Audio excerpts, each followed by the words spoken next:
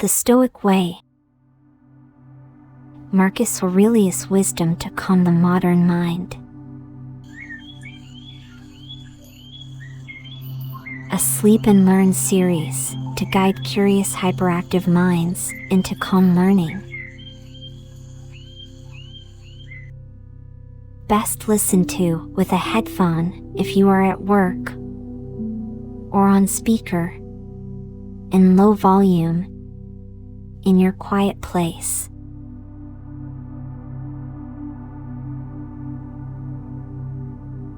Welcome, gentle scholar.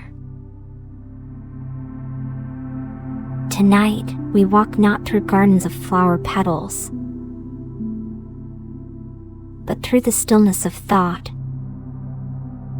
a stillness nurtured by one of the most powerful men in history, who chose not conquest, but calmness. This is the story of Marcus Aurelius, Roman emperor, warrior of the soul, and quiet keeper of the ancient philosophy known as Stoicism.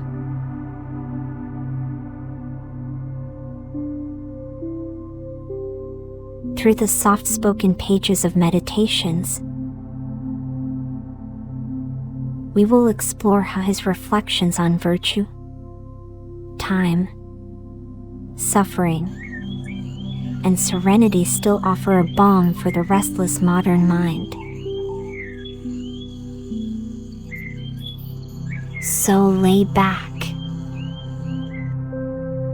Let the world fade. Let your thoughts settle like leaves in the gentle evening breeze. We begin. Chapter 1. A Philosopher on the Throne.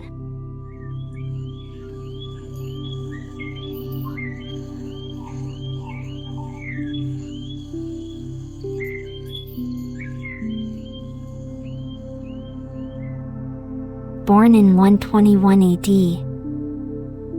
Marcus Aurelius Antoninus ascended to the highest seat in the Roman world.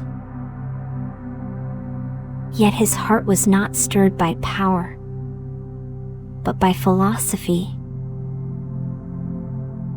Trained in reason, virtue, and restraint, Marcus was deeply influenced by Stoic teachers and Greek philosophy from a young age.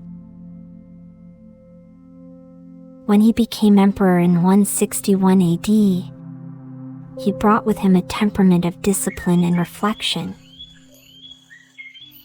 He ruled during plagues, wars, and personal losses. Yet within the chaos of empire, he kept a private journal of thoughts never meant for publication. We know it today as Meditations.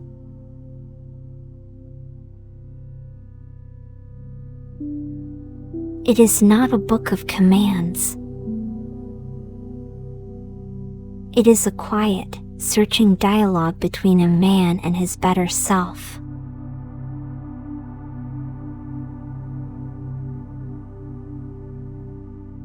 Chapter 2. What is Stoicism?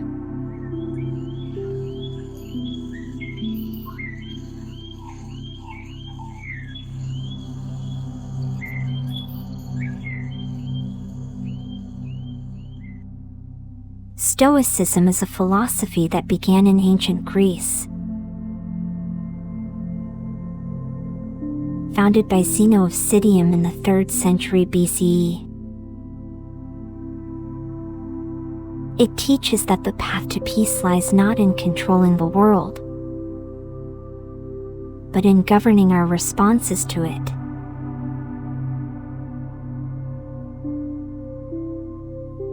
At its heart are 4 virtues: wisdom, courage, justice, and temperance. To the Stoics, Emotions are not enemies, but signals. We suffer not from events themselves, but from our judgments of them. Marcus distilled this beautifully. If you are distressed by anything external, the pain is not due to the thing itself, but to your estimate of it. And this you have the power to revoke at any moment.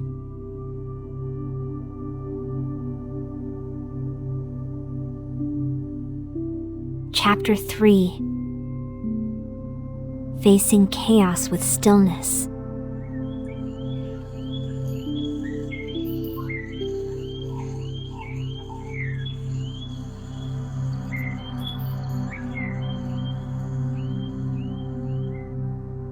Marcus Aurelius ruled during the Antonine Plague, losing children, friends, and allies. He led military campaigns while grieving and rarely had a peaceful day. Yet his writings remain calm, contemplative. He reminded himself daily, "You have power over your mind, not outside events. Realize this, and you will find strength." His Stoicism was not an escape from duty, but a way to bear it with grace. To Marcus, the world would always be unpredictable. But the soul could remain unmoved, like a lighthouse in a storm.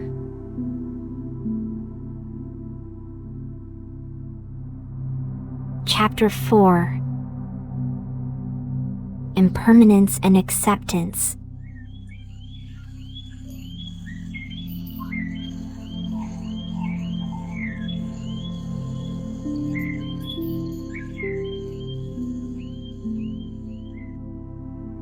All is ephemeral, Marcus wrote. Fame and the famous as well. In simple English, it means nothing lasts forever. Not even fame or the people who are famous. He believed that everything we cherish is brief. Our health, our problems, our status, even our relationships. Rather than despair at this truth, Marcus embraced it. He saw impermanence as a gift. If all things pass, then our time is precious. If tomorrow is uncertain, then today must be enough. Letting go of permanence allows peace to take root. What is fragile becomes beautiful. What is momentary becomes meaningful.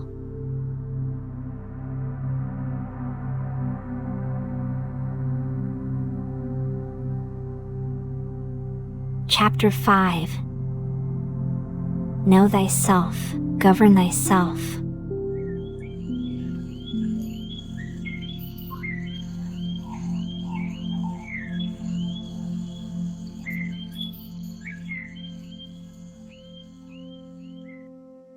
Much of Meditations is Marcus gently correcting himself.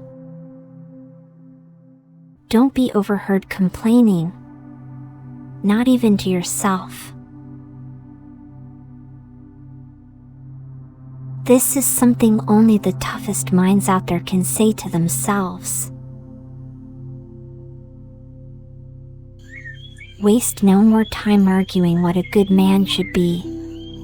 Be one. This is another hard one that promotes living as a good example.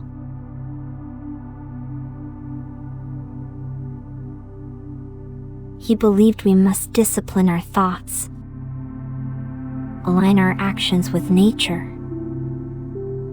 and serve the common good. This inward vigilance is not harsh. It is compassionate. He speaks to himself as one would to a dear, distracted friend. Even as emperor, he remained a student of his own behavior.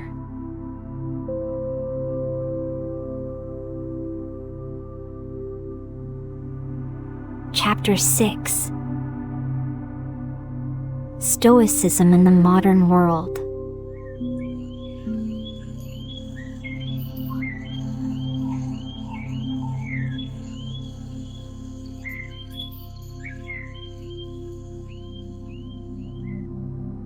Today, we live in an age of noise, screen time, scrolling, comparison, anxiety, ambition. Yet Marcus reminds us that these are not new burdens. Similar thoughts that haunted emperors now drift through our heads on sleepless nights. What if we slowed down? What if we observed before reacting? What if, like Marcus, we found space within ourselves that no chaos could touch? Stoicism, gently practiced, is not cold. It is clear. It is warm in its honesty. Simply put, control what you can, accept what you can't, and be aware of the difference. It says, the world may roar, but your mind can be quiet. Just what we need to remain focused. This is keenly practiced by military personnel trained at the highest level.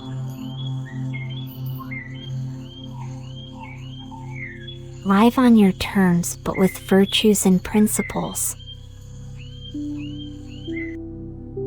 Wall out the chaos of the world when it gets too loud, and take care of your thoughts, because they make you who you are.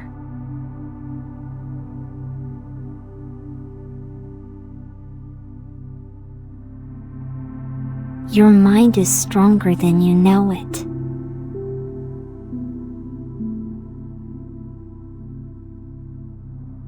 Last chapter. Words to sleep on.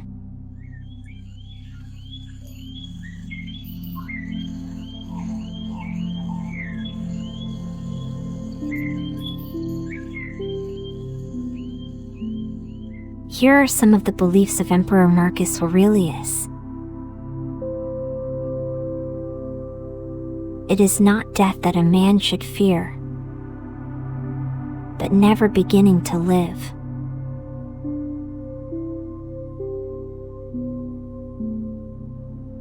Be tolerant with others and strict with yourself.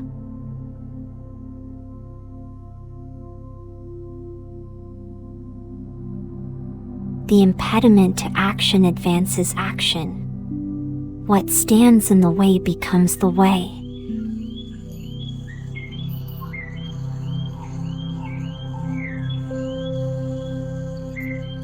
Everything we hear is an opinion, not a fact.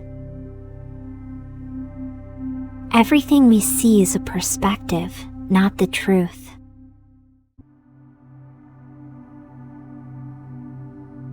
These lines are not just advice.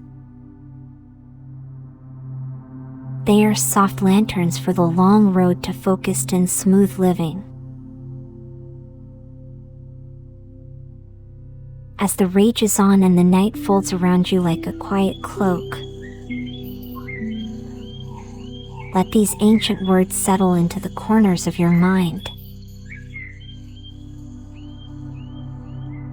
Marcus Aurelius believed that within each of us lies a fortress, not built of stone, but of stillness. An inner citadel, an extraordinary mind, a place where reason breathes gently, where chaos cannot enter, where storms break against the silence. You need not strive to reach it. You already have it. Breathe in as the ancients did. Breathe out as the emperors did. And let go. Let the past be past. Let the future wait. Let this moment be enough. That makes your future great. Rest now, dear scholar. Until we reflect again.